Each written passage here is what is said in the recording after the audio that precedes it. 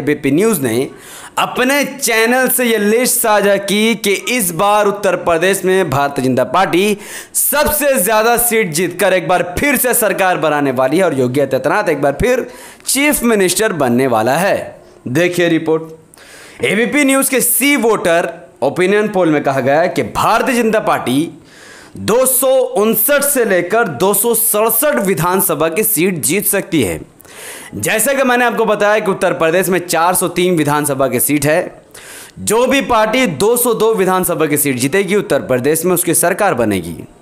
यहां पर बीजेपी अकेले 259 से लेकर 267 विधानसभा की सीट जीत रही है। इसका मतलब बहुमत से बहुत ज़्यादा सीट जीतकर बीजेपी सरकार बनाने वाली है और योगी एक बार फिर सीएम बनने वाला है। वहीं पर समाजवादी पार्टी के बारे में ये एबीपी सी वोटर का ओपिनियन पोल कहता है कि 109 से लेकर 117 विधानसभा की सीट समाजवादी पार्टी जीतने वाली है। बहुजन समाज पार्टी की हालत और खास्ता होने वाला है। 12 से लेकर 16 विधानसभा के सीट ही बीएसपी जीत सकती है। वही कांग्रेस भारत की एक घटिया पार्टी जो 3 से लेकर 7 विधानसभा की सीट जीत सकती है, इसका भी अस्तित्व पर खतरा मंडरा रहा है। अदर 6 से 10 विधानसभा की सीट यानी एसबी, एसपी और एमआईएम 10 विधानसभा की सीट जीत सकते हैं, जिसको अदर कैटेगरी में डाला गया। सवाल यह पैदा होता है कि बीजेपी 259 से लेकर 267 सीट कैसे जीत सकती है। अगर वाकई में ये ओपिनियन पोल सही है, अगर वाकई में बीजेपी 260 या 270 सीट जीतने वाली है, तो इसका मतलब है कि उत्तर प्रदेश का अपर कास्ट, यादव और दलित समाज बीजेपी के पक्ष में वोट डालने वाला है। उत्तर प्रदेश में दलित 20% से ज़्यादा हैं। वहीं पर अपर कास्ट भी लगभग 15 से 20% के आसपास है और यादव 7% के आसपास है। तीनों को मिलाया जाए तो पता चलता है कि 260 विधानसभा की सीट पर यादव, दलित और ब्राह्मण राज करते हैं और वो 260 विधानसभा की सीट कहीं और नहीं बल्कि बीजेपी के झोली में गिरने वाली है।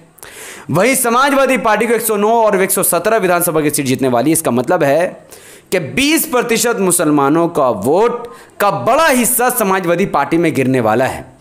यादव समाजवादी पार्टी को लात मारकर बीजेपी में वोट देने वाला है और मुसलमान एमआईएम को लात मारकर समाजवादी पार्टी को वोट देने वाला है।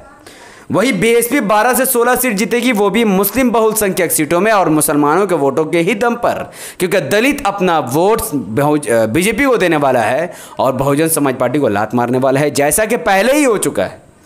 और कांग्रेस 3 से 7 विधानसभा की सीट जीतेगी। ना ही कांग्रेस को दलित वोट करेगा, ना यादव, ना ही आदिवासी, ना ओबीसी, ना ही कोई और, बल्कि सिर्फ और सिर्फ मुसलमान। और अदर में 6 से 10 सीट एसबी, एसपी और एमआईएम की आ सकती है।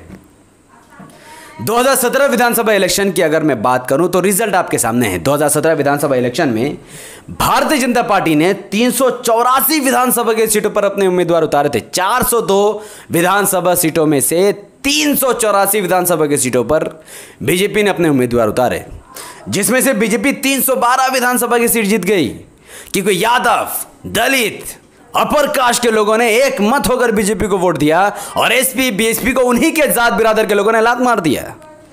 वहीं पर समाजवादी पार्टी ने 311 विधानसभा की सीटों पर अपने उम्मीदवार उतारे, जिसमें से 47 विधानसभा की सीटों पर समाजवादी पार्टी जीत गई। बाकी करीबन 250 विधानसभा की सीटों पर समाजवादी पार्टी हार गई और यह 47 सीट मुस्लिम बहुसंख्यक इलाकों से आई है। यादव ने अपनी समाजवादी पार्टी को लात मारकर बीजेपी को वोट दिया, मुसलमानों ने एमआईएम को छोड़कर समाजवादी पार्टी को वोट दे दिया, जिसके वजह से हिंदू एकजुट होकर बीजेपी में वोट देने में कामयाब हो गया।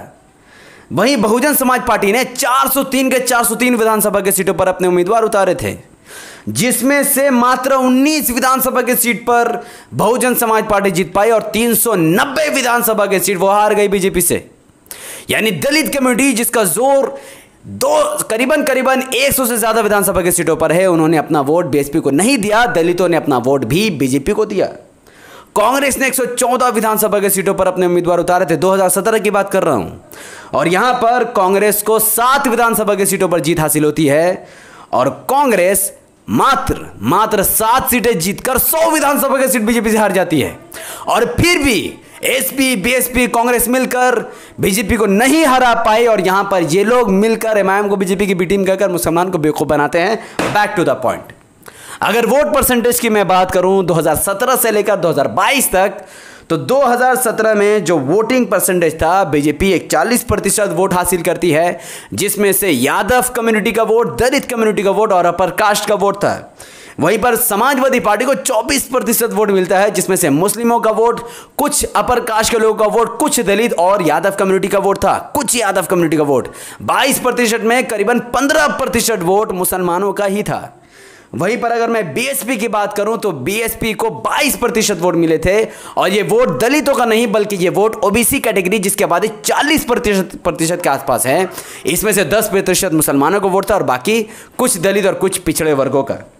वहीं पर कांग्रेस को मात्र 6% वोट मिला, और ये 6% वोट सिर्फ और सिर्फ मुस्लिम मेजोरिटी एरिया से नहीं मिली थी, और अन्य पार्टियों को 6% वोट मिला था। लेकिन वही एबीपी न्यूज़ का ओपिनियन पोल कहता है कि इस बार 2022 के विधानसभा इलेक्शन में बीजेपी को 42% वोट मिलेगा, यानी पूरा 15 से 20% अपर कास्ट के लोगों का वोट, 5 से 6% यादव कम्युनिटी का वोट और दलित कम्युनिटी का वोट बीजेपी को 100% मिलने वाला है। यानी यादव अपनी पार्टी समाजवादी पार्टी को लात मारने वाली है, और दलित अपनी पार्टी बहुजन समाज पार्टी को लात मारकर, धोखा देकर बीजेपी को अपना वोट देकर उसे जिताने वाली है।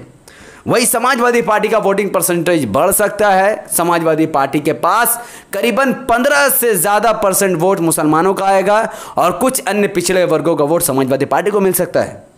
बहुजन समाज पार्टी को मात्र 16% वोट मिलेगा, जिसमें से 6-7% वोट मुसलमानों का और कुछ पिछड़े वर्गों का होगा।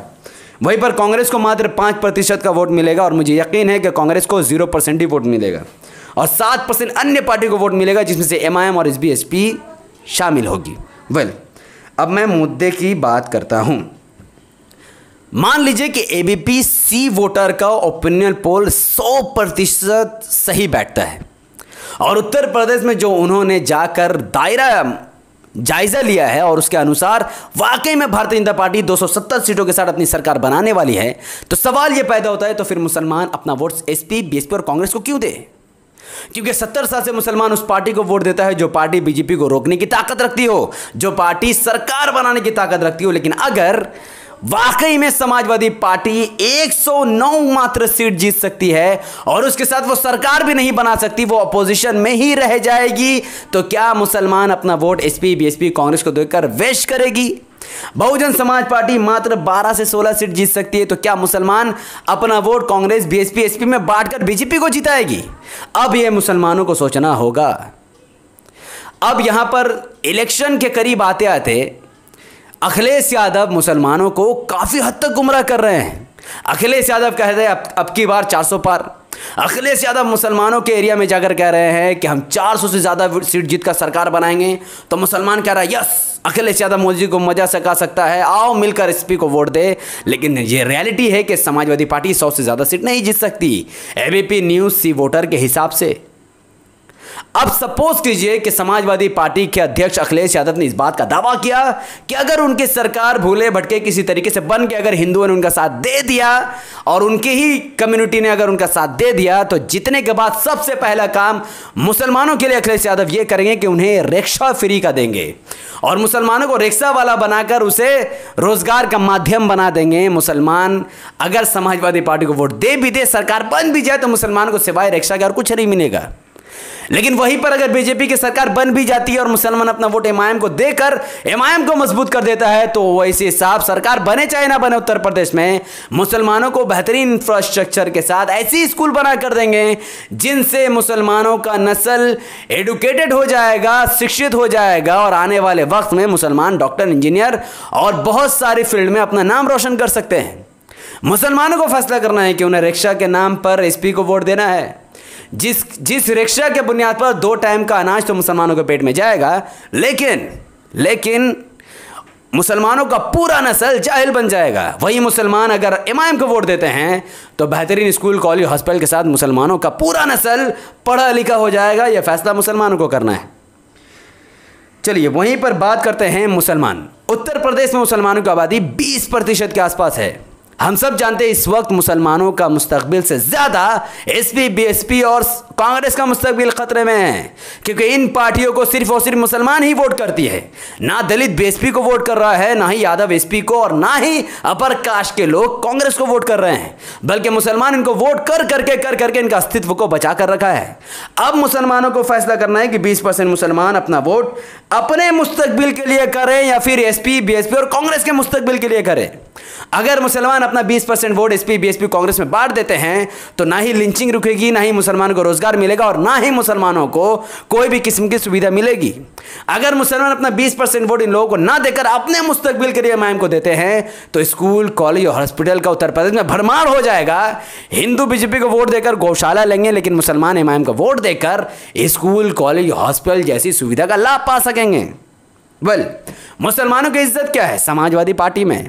यह फोटो बहुत गहराई से इस बात को दर्शाती है कि जब अदर कास्ट कम्युनिटी के लोग जो कि मुसलमान नहीं हैं, अगर वो समाजवादी पार्टी ज्वाइन करते हैं तो मुल्ला Mulayam Singh, proud to be मुल्ला मुलायम सिंह, जो समाजवादी पार्टी के लीडर है, अखिलेश यादव के पिताजी हैं, वो खड़े होकर उनका इस्तकबाल करते हैं। और यह फोटो सोशल मीडिया पर फैलती है। यह दिखाया जाता है कि अखिलेश यादव के पिताजी मुलायम सिंह यादव हिंदुओं के साथ हैं या हिंदुओं की इज्जत करते हैं।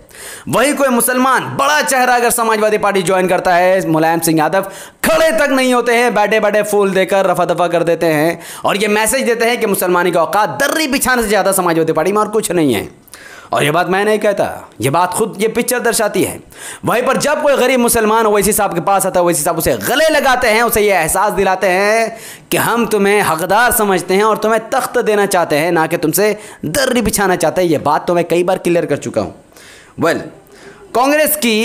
कांग्रेस की जो सोच है मुसलमानों को लेकर, कांग्रेस मुसलमानों को अपना वोट बैंक समझती है, वही बीजेपी आपको गद्दार समझती है, समाजवादी पार्टी आपको कमज़ोर समझती है, आरजेडी आपको मजबूर समझती है, लेकिन मजलिस आपको हकदार समझती है।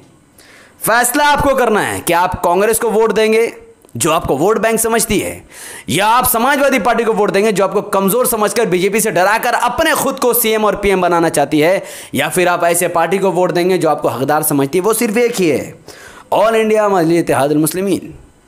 चलो जाते जाते मैं आपको एक खुशी की खबर देना चाहूँगा।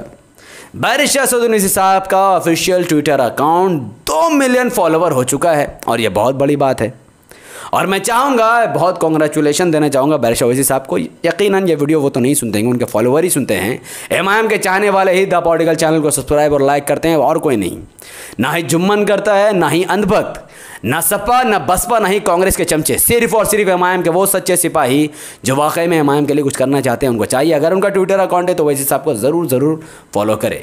इस वीडियो को उत्तर प्रदेश विधानसभा इलेक्शन 2022 के आने से पहले लाखों मुसलमानों के घर तक पहुंचा दीजिए। इसके लिए आपको मात्र एक काम करना है, इस वीडियो को लाइक कीजिए, इसके लिंक को व्हाट्सएप, फेसबुक, इंस्टाग्राम में शेयर करना है। अपनी बातों को कमेंट पर रखना है कि आप ओवैसी साहब के साथ है या ओवैसी साहब के खिलाफ। ज़रूर अपनी बात को कमेंट में डायरेक्ट लिखिए कि आप वोट किस पार्टी को देंगे, एमआईएम, एसपी, बीएसपी, कांग्रेस, फलां ढमकाना, बीजेपी कोई, या फिर स्कूल कॉलेज के नाम पर एमआईएम को वोट देंगे। हमारे यूट्यूब चैनल द पॉलिटिकल को सब्सक्राइब कीजिए, बेल आइकन को हिट कीजिए। मुझे अपनी दुआ में याद रखें। बहुत बहुत शुक्रिया।